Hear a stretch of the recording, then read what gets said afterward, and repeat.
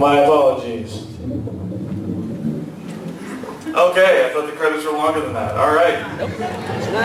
So, welcome to the Pinball Summer 36th Anniversary Reunion Panel.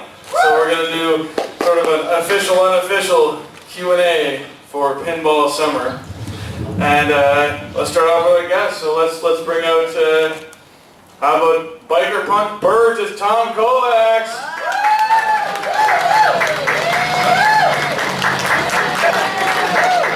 Oh yeah. Get on my bike. Now we got the lovely Ellen Beauty. And his second biker punk, Rob Stein. Marty! And finally, the man with the plan, the master, George Mahalka, director George Mahalka.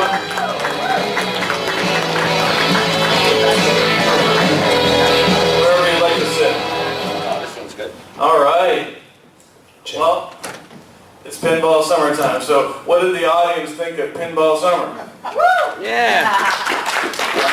Wonderfully done. It's a very slight departure from My Bloody Valentine. Like it's so similar. You know, it's almost like you're repeating yourself, but it's pretty good. I guess we'll start with that. I mean, that's obviously a different thing. Did you even have My Bloody Valentine in mind whenever you were doing that, or was that not at all? No, not at all. This was the year before. We shot this in the, I guess, summer of '79. And, it was all our first films. I was kind of fresh out of film school, and these guys were kind of fresh out of, or still in school. Still in acting school. So I quit college for you. Well, thank you. Well, thank you.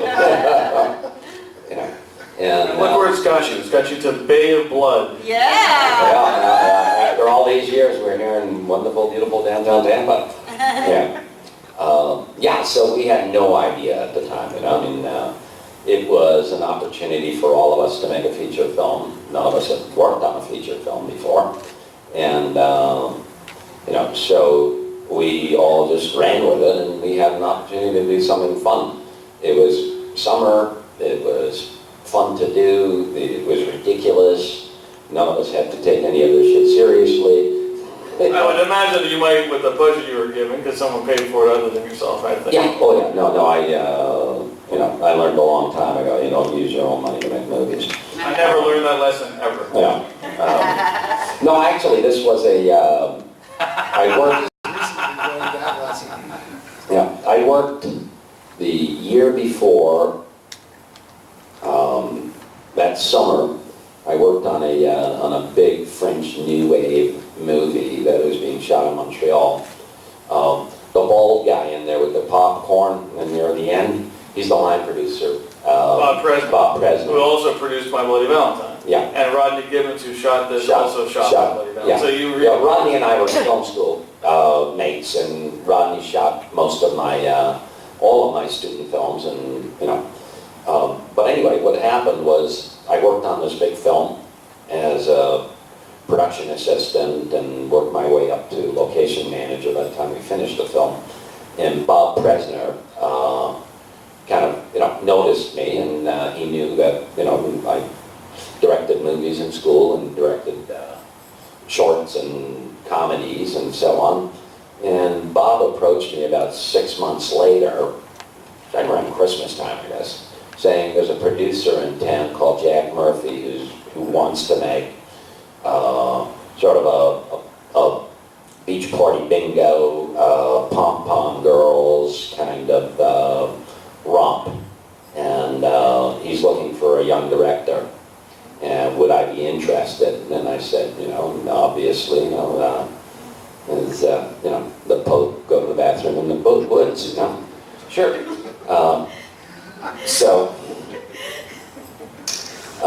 I met Jack, and Jack said, this is what I want to do. And I said, okay, be happy to do it as long as we don't have to take it seriously. If I don't have to pretend that this is real, then yeah, I'm your guy, you know. It's perfect, and it's the kind of movie where, you know, at that time, some other movies that existed like it, like that type of stuff, but it was followed by tons of movies that were like that, like the, you know, party, sort of just, you know, drinking, partying, fun, you know, motorcycles, video games types of films. Yeah. There was lots of other movies after that that kind of almost, I know that those movies are kind of self-parodying, but yours was one of the first ones from that. And not only that, but it was shot in Canada, which was not a place where a lot of that stuff was getting made. Yeah. Most of that stuff was U.S., like Yeah. California Dreaming, like all these things that were West Yeah. Coast, and you're, you know, East Coast doing something like that, which was pretty different. We shot this in the suburbs of Montreal. Right.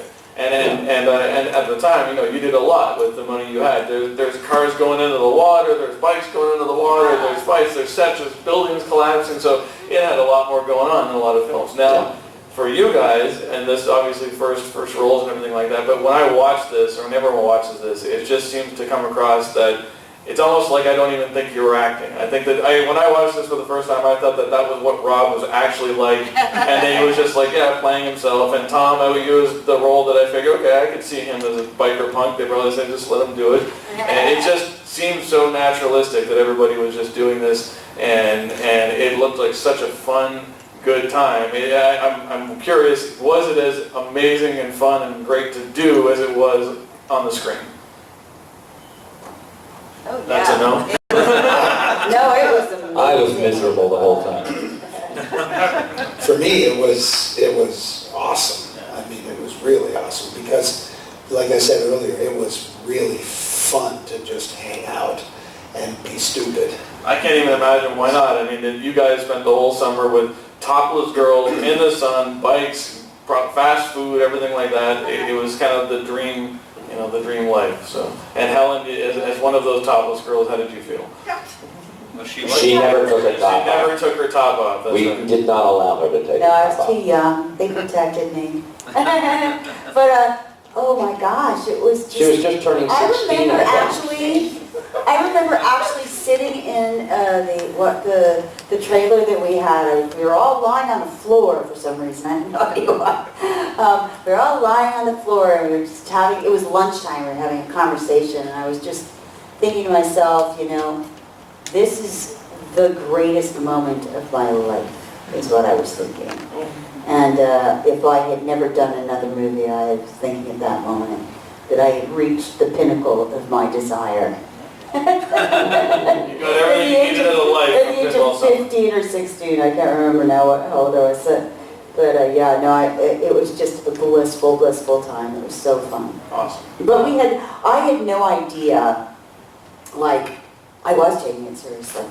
I was doing my acting. Yeah. I had no idea, like, I didn't have the overview that George had. Fortunately, he told us to do stuff, and we just did it. We did it with a straight face, and we just... Well, that's what makes it work. If the actors are playing it for comedy, then it doesn't work. Right. The actors got to be in their reality. I completely agree Yeah. with that. If you're not playing the comedy street, it's not, and it's a goofy enough movie that you'd almost have to be serious. Otherwise, it ends up being It's you know, I mean, the problem is like a double negative, right? It erases itself, or it, you know. One of my strongest memories, actually, is that we were in the cafe, and there were two what turned out to be gay guys in front of me, and I was flirting with them. And you gave me a line you and Rodney came up with. I can't remember what the line is now. Oh, excuse my idiot, I thought he was a friend. Yeah. No? So I just said it. He said, say excuse my idiot, because I thought he was a friend, and I was like, okay. So I said the line, and I had no idea, like, if it was, I know that it was, I didn't really know what the line meant, to be honest with you. I was like completely confused, but that was the kind of thing that, you know, that later I was like, oh. But even now, still, it was just a fun line. Well, it was a good one, and there's so many insane things happened in this movie for you know, an hour and a half film. You just got all kinds of lunacy happening all the time, and I really think that it carries as you go along. Like, it's just something that continues to be fun. I mean, you guys said you'd never ridden motorcycles before, first of all. They trained me, they lent me, you know that hog, that the small little hog rental? I I rode around the streets of Montreal on that thing for probably 2 weeks before they finally threw me on a That's Harley okay. Davidson 1200, which I'd never sat on before. And so it was me and the stunt coordinator, and he brought the bike to the parking lot of the Blue Bonnets horse track, which doesn't exist anymore. And he sat me on this thing, he showed me the clutch, first gear, and that, and then, 1200 cc's. And he said, okay, now just gently turn the thing. And my head snapped back with the sheer force of this thing moving forward. And I thought I was going to die. But eventually I got comfortable with it, and I was able to ride up. I mean, I didn't do the stunts, but I asked How George was if I it you could. standing up on the handlebars on the second No, one? I asked George if I could. And you get out. And I said, well, if it's the last day of shooting, yeah. If we don't need you, I don't give a shit. You can take me in. But unfortunately, not because I like you, but because I need you, you can't do it. He was straight with us about that. Rob, you look really comfortable on the bike. You look like that would be your guy in real life. Oh yeah, that was my own bike, I guess.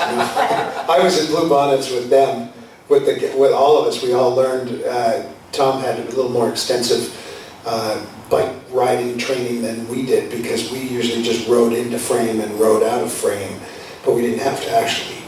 There were some scenes where we turned corners and stuff, but the one thing I want to say is that the way you shoot a movie is not necessarily story and sequence. It has to do with set and budget. So you shoot sort of everything that happens in this house or everything that happens in this location, regardless of where it happens in the storyline. So an actor's responsibility is always to know where he's coming from and what has happened to his character before he does the scene, and not to allow himself to be impacted by what he is about to do, even though he's already shot that scene. And I think that that's a really difficult thing for an actor to come to grips with, as opposed to a play where you have a real arc from beginning to end. And I have to say that my involvement in this film, I was always shooting with Bert because we were his henchmen or his boys. And Tom this was your first film. And the thing that I was so amazingly impressed by, because I was a theater student learning in acting school, blah, blah, blah, his natural ability as an actor to live and breathe the moment was something that I learned so much from just being in the background watching Tom work as an actor, because he wasn't acting, he was reacting. And that is one of the great lessons that actors need to know, or at least have that skill to be a film or a television actor, is the ability to react to what is being said to you and not necessarily getting into all of the subtext of your character. And I have to say that I learned so much from just watching Tom work, because he wasn't an actor, and that was the best lesson I think I've ever learned as an actor, is to learn not to be an actor. From other In people. a Thank you sense. very much, Rob. Yeah, no, I mean it. It was a huge lesson for me, because the rest of the movie I really wasn't on set for everyone else's work. So you learned so much from Tom Kovacs that you had to take more screen time in the next film than him. Well, that wasn't my choice. That was just the way. Yeah, I'd like to the talk chips about fell. that. George Good is stories very with that one. fair. Let's Bring that up, George. I don't know why you've been cut out of MPV, but we'll do that at the George Michael is Valentine fair that Cannon. way. All of the ones with the leads kind of got the tiniest parts in the next one, but we Sort of got some. balance out the scale in two You got it, movies. exactly. Well, we made some very, very solid friendships, and I trusted these guys so much by the time we finished Pinball Summer, that when the opportunity arose to make Valentine and I needed to cast, that was a much bigger picture. It was a studio picture with Paramount, so they had a lot more to say about casting than obviously with Pinball. With Pinball, it was whoever I felt like it, and everyone said, okay, fine, we got an actor, great. You think it'll work? Yeah, okay. But I went out of my way to make sure that everybody who I really thought was a very good actor to carry on, giving them an opportunity to take on another role in Valentine, and we were able to, get quite a few in, there was Helen, there was Rob, there's Tom, there was Carl Marat, who else was in there? And Carl went in and got one of the most memorable deaths in My Bloody Valentine. Yeah, he got his face burned off with hot dogs. So, and that's great to hear. But there was a camaraderie that had already been put in place with the cast of Pinball Summer that really actually ended up working magnificently for George's vision of Bloody Valentine, which is all about the chemistry and all about the ensemble acting, and the fact that there was already a nucleus of people who knew and trusted and loved each other, sort of rubbed off on the newcomers in Valentine also. Which is ironic because it still carries on today. As I see you all interacting with each other here, you seem genuinely, happy to see each other. You actually like each other. Yeah, we do. the greatest thing for me personally was in Pinball Summer. I was in the background a lot, I wasn't really, and this lovely lady here was the star of the movie, so I really wasn't really able to get more than like 10 or 20 feet close to her because And she was also 16, and we made sure nobody got everyone was fawning over little Hélène. But the great thing was that when we found out that we were doing My Bloody Valentine, I got the girl. And, yeah, He got one of the hot ones. Absolutely. Now that's an interesting choice. I mean, for all the hot 18-year-olds who probably came in the door, why did you go with Ellen at her age? Yeah. In pinball. Yeah. She just had this natural innocence and yet a sparkle. She was really just so malleable, but at the same time with a personality, and you meet Ellen now, and I tell you, when you met Ellen then, you didn't forget Ellen.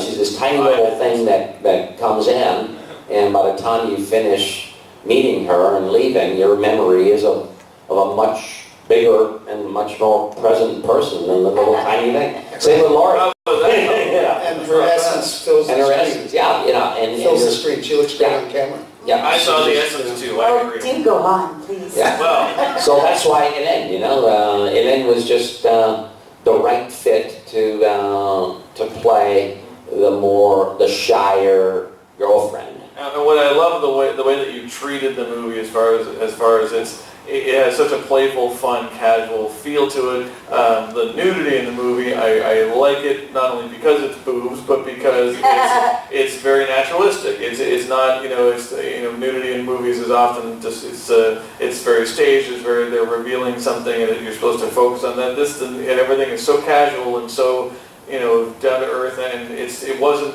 If a girl's topless, it wasn't this big attention thing. It was just something that was almost like It's a throwaway almost. Yeah. And that makes the movie more fun and more relaxing, I think. Yeah. Well, I think some of that has to do with the fact that we were all from Montreal.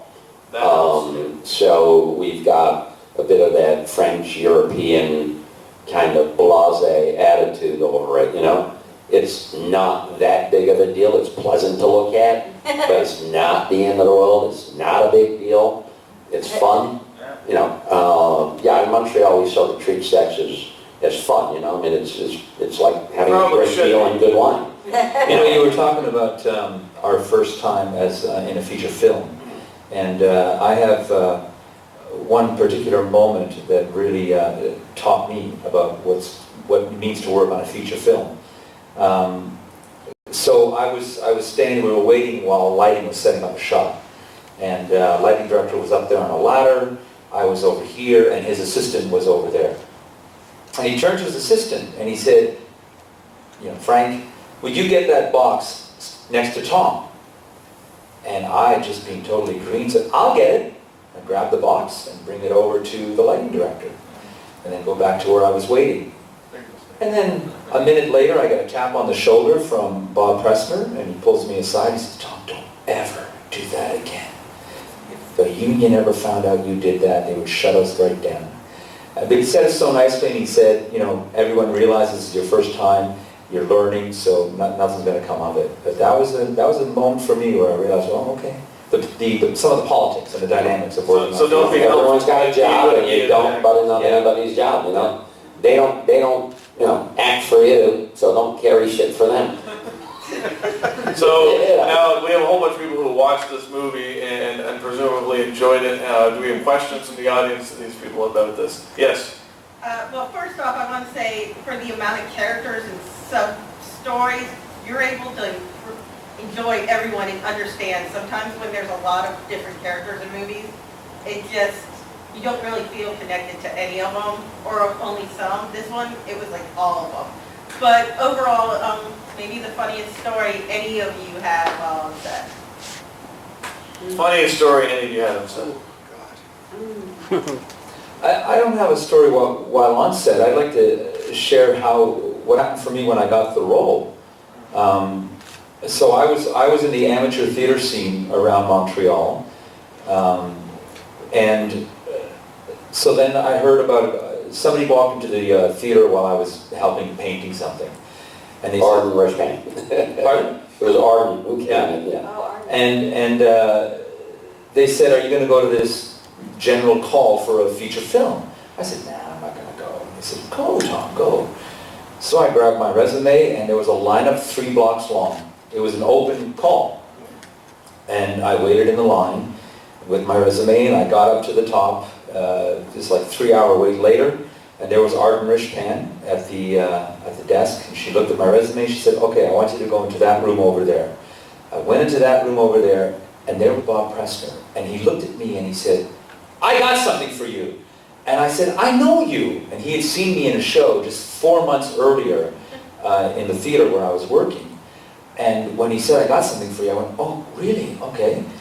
And eventually the decision to go, the part for Bert was written for somebody else actually. And so there was a bit of a process around whether to go with me or the person for whom the part was written. It was Robert De Niro, right? Wasn't it? Yeah. That's right after Taxi Nick Drivers. Cage. They decided he's I like not the that. guy. I like that. I'll go with that next time. I tell Tom this story. Brenda. And so I got the phone call and from Arden saying, "Okay, they're still deciding. And then finally later in the afternoon, "Okay, Tom, they're going to go with you." And I let out a scream of joy that I think was heard for like blocks around. Which you have to reenact right now. Oh. Yay! That's good. But that was, it was so exciting. It was a feature film, my first ever, and I thought I was in Hollywood. You know, it was mind-blowing. It really was. Excellent.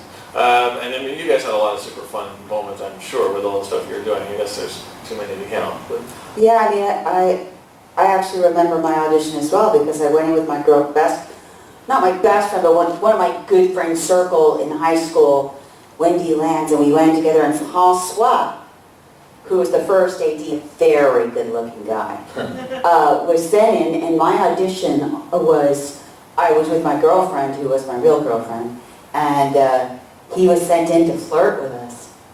And he was so bad at flirting.